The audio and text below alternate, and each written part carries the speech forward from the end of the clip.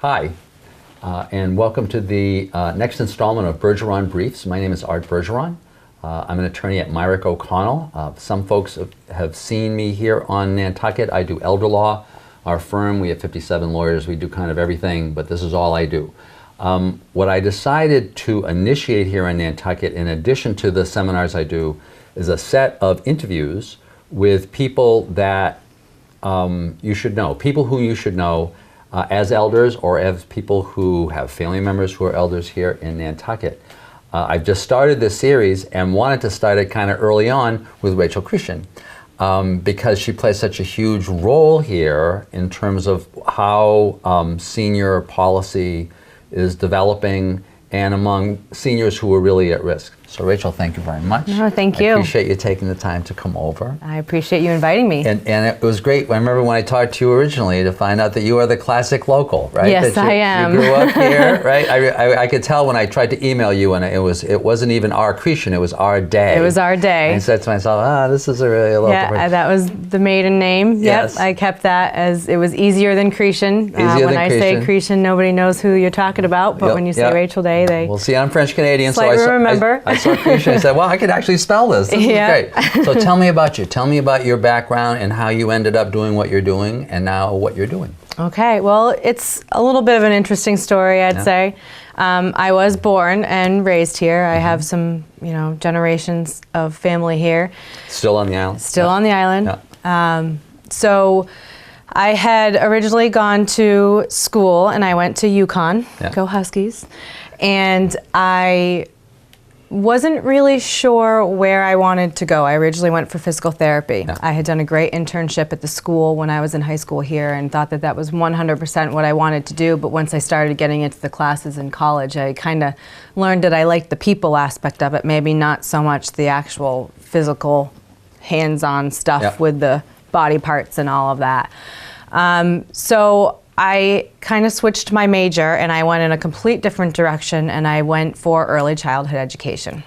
Yeah, that's a complete switch. Yep, total complete switch. I think a lot of people when they're in school, they kind of do a little soul searching maybe on what they really want to do, and I thought that that was it. I wanted to do early childhood education, maybe special needs children, things of that nature. So I minored in that and was still a little uneasy on, is this where I want to go with my master's? So I came back home, of course, and it was getting to the end of the summer. And this was after you had graduated? This was after I had graduated. It was 2004. It's time now, right? It was time. I needed to get a job and figure it out. And, my mother was wonderful. She helped me and she said, okay, baby bird, get out of the nest now. And there was a job that opened up at the Saltmarsh Senior Center. And my mom had worked for the town for many, many years. And so I knew how wonderful it must be to work for the town and decided that maybe I would apply for that position. And I got it. So I actually found that a lot of my early childhood education stuff had come in handy. And I was at the Saltmarsh Senior Center for about a year. And I decided that working with the elderly was something that I really had a great passion for. Never thought about it in school. It wasn't really a major that popped up on the list of things to choose from, so to speak. And it hasn't, until recently, it really hasn't. Nope, it has not been in the focus very often, which is a shame because it certainly is a field that's not going to go anywhere, and it's a needed geriatric field for people to grow into. So I decided that, okay, this is where I want to be. But I kind of hit my learning curve there. There was a little bit, not much more I could move. And a position opened up at the Island Home. It was actually the assistant to the director of nursing, Gail Ellis, who's still there. What is her name? Gail Ellis. Gail Ellis, And I applied for that and I got it.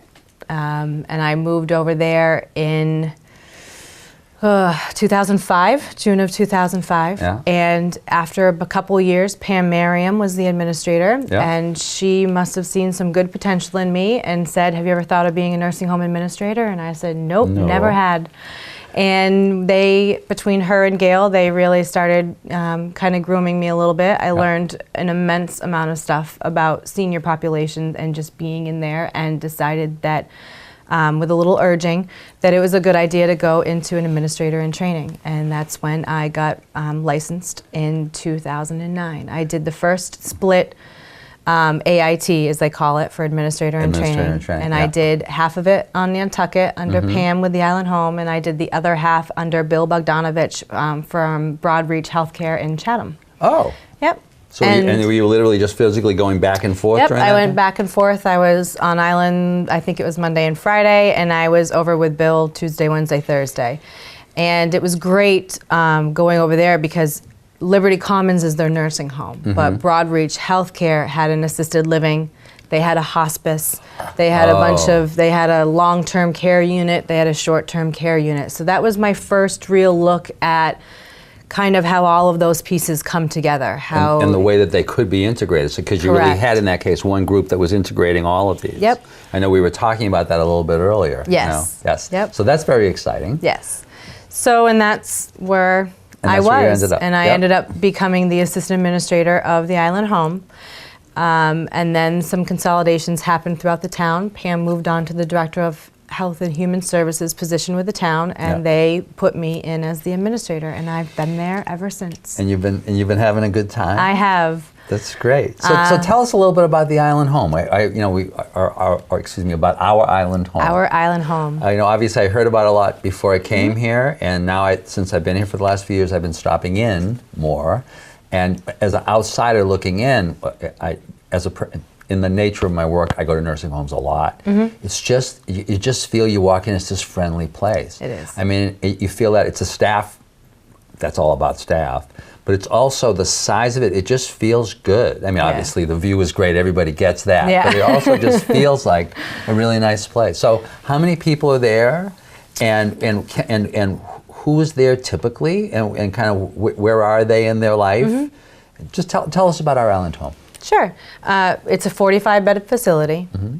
We haven't had a wait list in a really long time. We kind of run around 43 beds.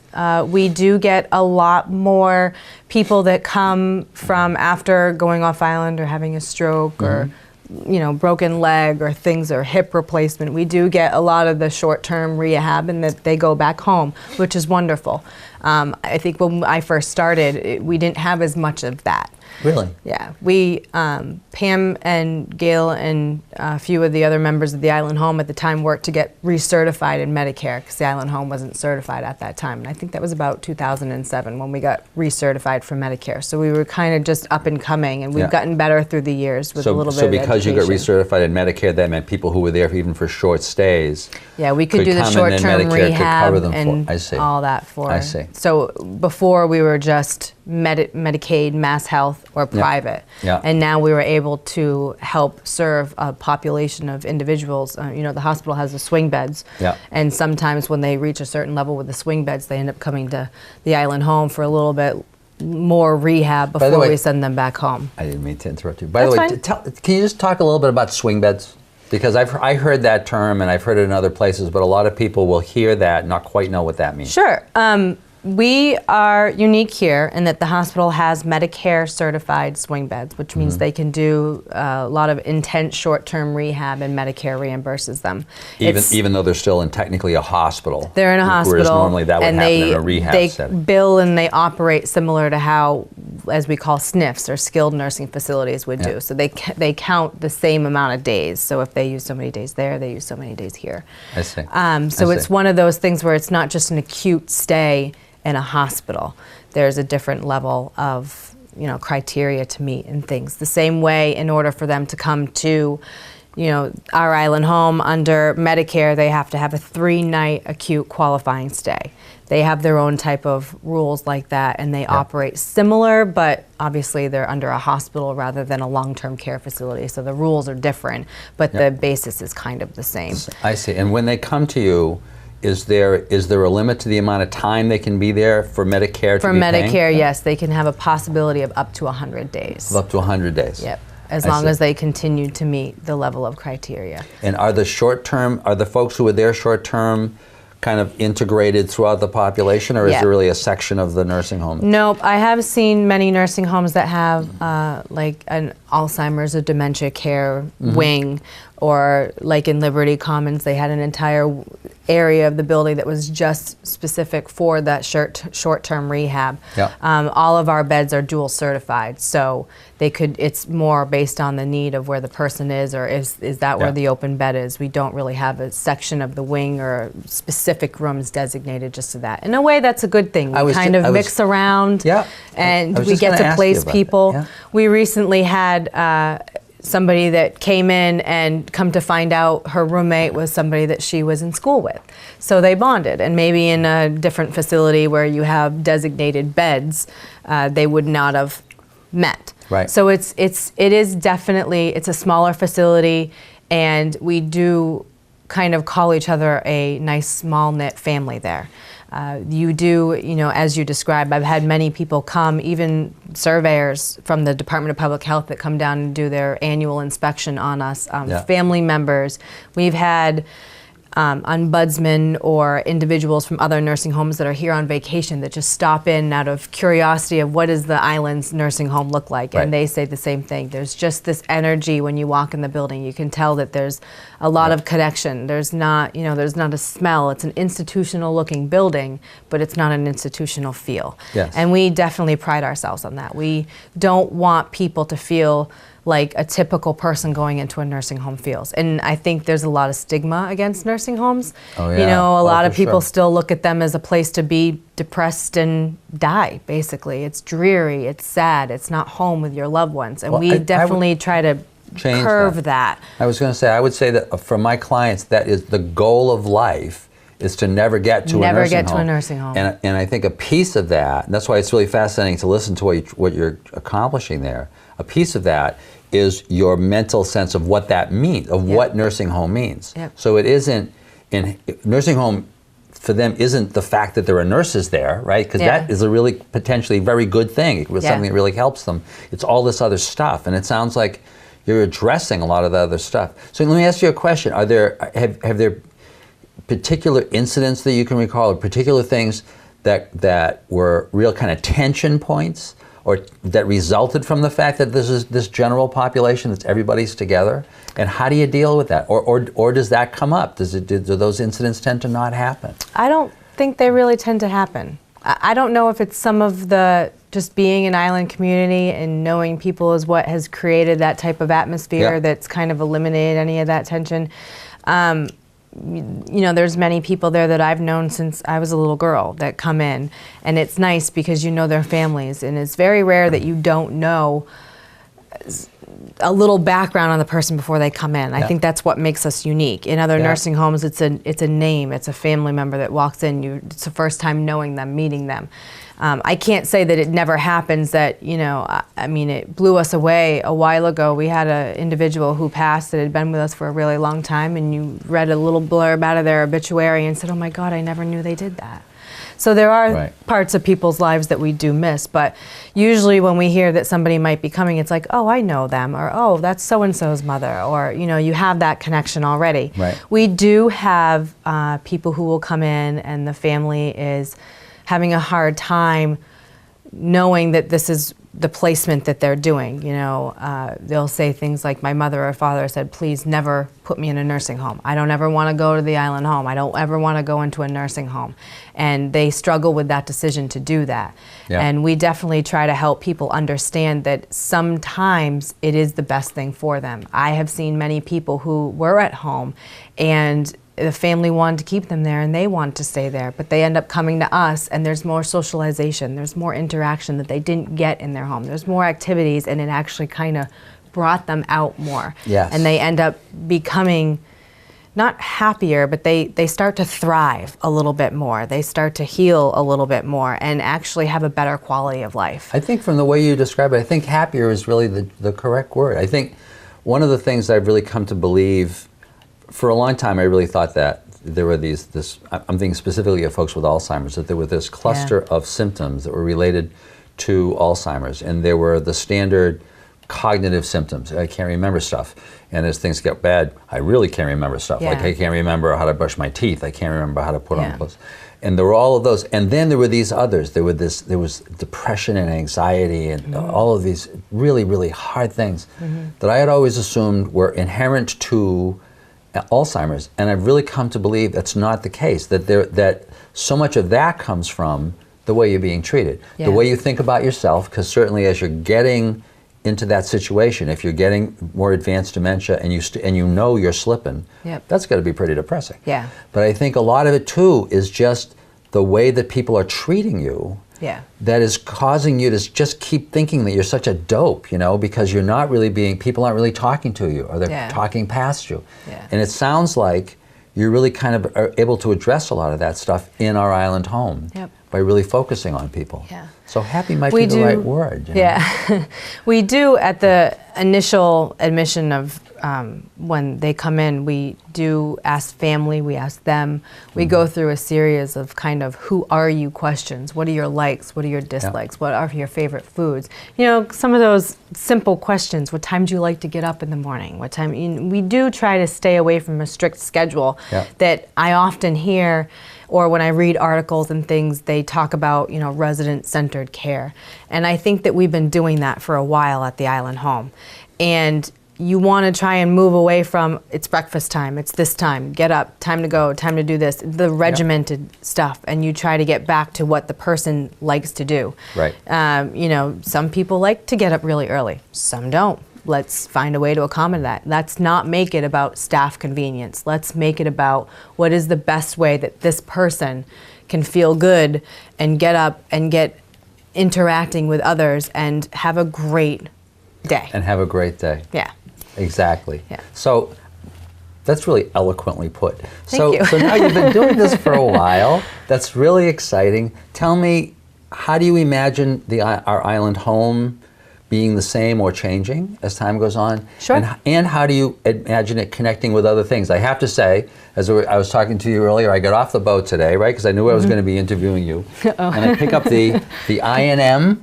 The INM. Or the Inky. I'm told it's the Inky, right? Yep. Now that's maybe a little bit too local for me. The INM, and I read a story about Sherburne Commons and how Sherburne Commons, the selectmen just voted to help Sherburne Commons stay open. Yep. Wonderful. And I'm actually going to visit some folks over there this afternoon. Great. And meet Mr. Worth, actually. Yes. But it also says a part of the deal was that there's, according to the selectmen, that there's a piece of the property that's being reserved in case our island home ever goes there. So I'm just mentioning that's what I read in the paper. So from your perspective, where does our island home, I shouldn't say where does it go, but how does it evolve in the future? And at least, well, very important I think for me and for a lot of folks, how does that connect into everything else about Nantucket that makes Nantucket a place where you can grow old and grow frail and die and be happy about it? Yep. Right? About the whole thing. Yep. So this actually isn't new to the Island Homes concept. Back in, I believe it was 2007, Pam worked with a consulting group called Brujan. It was Bruce Glass. He's still around. He still works with the Island Home a lot, and his wife, who has passed away, but he continues to assist us and work with us. Did I tell you that you're always supposed to put up your phone before you continue, please? And they worked with an architect named Charlie DeMarco to improve the Island Home at its current location. Expand it, maybe add more beds. This was a time when we had a really long wait list and things like that. How to improve the space that we currently have where we currently are. Or this was also during a time when Sherburne Commons was beginning and things of that nature were happening, and they talked about moving the Island Home into where the industry kind of started going as a whole for long-term care, which was similar, modeled after a continuing care community where you would have an assisted living and a nursing home or a long-term care unit, maybe even a couple independent living units on the same site. Sounds like a lot of what you were describing in Chatham, that kind of model that you'd seen in Chatham. And that's something that they wanted to try and do back then. The project kind of stalled out, And there were multiple different plans in place. Yeah. One was to keep the wings, and this, we call them wings. Right now, the island home, we have like a south wing, a north wing, a west wing. It's all broken out. And to kind of expand around and connect them and do that, or do a very similar model out on the Sherburne Commons property, because it was owned by the town. I see. What we call this model, what we're currently in, is an institutional model. And that's the one thing that I think causes a little bit of putting on the brakes for what we're trying to do right now at the Island Home. Is it's still very institutional looking. It's old, it's white long hallways, it looks like a hospital. Looks like a hospital. Most people think of our residents, our family at the Island Home who live with us, as patients. Right. And we don't like to call them patients, ever. And it's one of those things where you really want to get them away from, this is an institution, a healthcare institution that you're living in. You want them to feel like you're in a home, that you're in a home-like environment. So during that time, they also started looking at what they called a cottage model. So you did individual cottages for individual groups, I see. all kind of connected together. I see. And now we're at that point where we're starting to revive that a little. And that's probably where keeping a section of the land for the potential for an Our Island home, or a new Our Island home to go, is also coming from, because it was kind of in the minds back then, and it's starting to come up again now. I see. I see. Our building, it's old. It was built 1980. It was built in a time when maybe that institution was what they wanted. The long hallways, the shared rooms. There's no individual private baths. There's no private rooms. There's, drafty windows sometimes when you come up in the winter. There's peeling paint. You mean it gets windy here sometimes? Yeah, just a little, not much. And, it's just, you can see it even when you first pull in. Right. You see a garage is the first thing families see, and it just looks a little dreary. That's why we try to be so cheerful about the care and what we do there, to offset the look of the building or the feel of doing that. I think a lot of people forget that some of our residents, it's hard. It's almost like a dormitory. They have communal baths. They don't have their own private bath. They don't have all of that. And so to really adapt that kind of place, if the goal really is to be looking at people as all individuals in a family, you need a very different kind of structure even, right? You just need a lot to have happen. And there was a directive by the Board of Selectmen to convene Our Island Home long-term work group, which David Worth from the Sherburne's group was a part of, as well as Bruce Glass and Pam Merriam and myself. And we talked about all these things. Where is the industry going? What's the best quality of life for the residents? What does the island need? What does our elder population need? How can we make the island home better? Right. What can we do with this aging building that is just out of date, that is institutionalized, that people live there? How can we make it better? And we went back to that cottage model again. And it truly is something that I think people could thrive on. I was actually just reading an article that was put in the New York Times that talked about the greenhouse model. And the cottage model would be very similar to the greenhouse model. I was just going to ask you about the greenhouse model. And that's kind of where this idea is stemming from. It would be an area where they would have private rooms, private baths. They could eat when they wanted. They could participate in the preparation of meals, the laundry. It would be a complete different setup where they would almost be like they're in a home with, they have roommates. They're in a home with their own area that they feel like they're not in an institution. They feel like they're in a home. We would love to do that and build that model out at Sherburne Commons, because there's already an assisted living out there. There's independent cottages out there. It just makes the most sense to place all of those services in one area rather scattered across the island. And I know that there's so many people that are attached to that view. Trust me, I am as well. There's many residents and family that love to sit out there and watch the boats go in and do all of that. But to build those cottages on that location, it's just not possible. Right. So Rachel, I was hoping to get to how the island home fits into a lot of the other stuff in the island, and I think you were always talking about that, already talking about how that fits in. But this actually will give me a great opportunity to invite you back. Wonderful. To talk about some of those things and how and what the kind of all the services in your view should connect, right, from your perspective where you are right now. Yes. And thanks a lot for coming in. As I said, we're looking forward to seeing you again. I'm looking forward to seeing Rachel and others on later episodes of Bergeron Briefs. Thank you very much.